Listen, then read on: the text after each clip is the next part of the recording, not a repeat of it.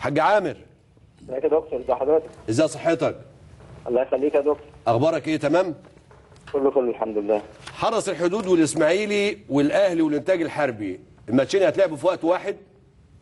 لا، على بعدين ان شاء الله زي ما احنا الساعه 6 حدود والاسماعيلي. كويس. نعم. الساعه 9 ان شاء الله الاهلي والانتاج الحربي.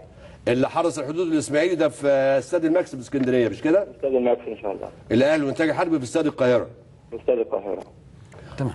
والنهائي؟ مباراتين يتنقلوا طبعا عشان الناس تشوف لا، في استاد القاهره. النهائي في استاد القاهره الساعه كام؟ 8:30 ان شاء الله. 8:30 مش 9. لا 8:30 عشان هيبقى مباراه واحده. احنا بنعمل 6 و9 عشان المباراتين يبقوا ورا بعض، ما نلعبش بدري قوي في الحر، ويبقى في 3 ساعات عشان الوقت الاضافي. انما دي مباراه واحده نهائيه فتبقى 8:30 ان شاء الله. ماتش السوبر يبقى امتى يا حاج عامر؟ ان شاء الله انا مستني بس ميعاد فريق النيجيري هيلاعب النادي الاهلي في خارج القاهره اول مباراه. ده في يوليو. في يوليو ان شاء الله.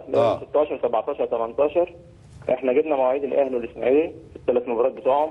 نعم. كل مباراه هتبقى يوم الاحد، اختار اليوم الثالث. مستنيين بس نشوف الفريق النيجيري لسه ما بعتش الاتحاد الافريقي اختار اي يوم فيهم، فلما يختار ان شاء الله هو في حدود 23 24 ان شاء الله. ان شاء الله. حاج عامر احنا بنتمنى لك التوفيق ان شاء الله، وتراعوا الظروف في الاوقات توقيت المباريات بعد كده في الموسم القادم ان شاء الله. بعد رمضان. هل هيبقى في رمضان في مباريات الدوري؟ طبعا دوت بناء على طلب المنتخب الوطني انه عنده مباراه رسميه اول مباراه في سيراليون في سبتمبر ان شاء الله، من سبتمبر تقريبا. فهو كان طالب ان هو يلعب مباريات عشان يشوف اللعيبه في الدوري قبل ما يختارهم. والناحيه ثانيه ان المنتخب عامل مباراه ممكن يبقى في اول يوم رمضان، مباراه وديه يوم 10 8. اول يوم رمضان. هيبقى 10 8. هيبقى في مباراتين او 3 في رمضان ان شاء الله قبل ماتش المنتخب بتاع سيراليون، لان هو عايز يدخل اللعيبه جو المباريات قبل المباراه الرسميه بتاعه سيراليون ان شاء الله. انما احنا بقدر الامكان يا دكتور. نعم. طبعا انا اسف انا ما سلمتش على الكباتن معاك. كابتن زيزو وكابتن حلمي. انا اسف معاك. اهلا بيك يا حاج عامر. طبعا شخصيات محترمه جدا. الله يبارك فيك. الله يخليك. حاج عامر امتى نقدر نقول جدول الدوري العام هينزل؟ مفيش تغيير مواعيد، ثابت ايا كانت الظروف هنمشي على جدول الدوري العام. اولا هيطلع امتى جدول الدوري العام؟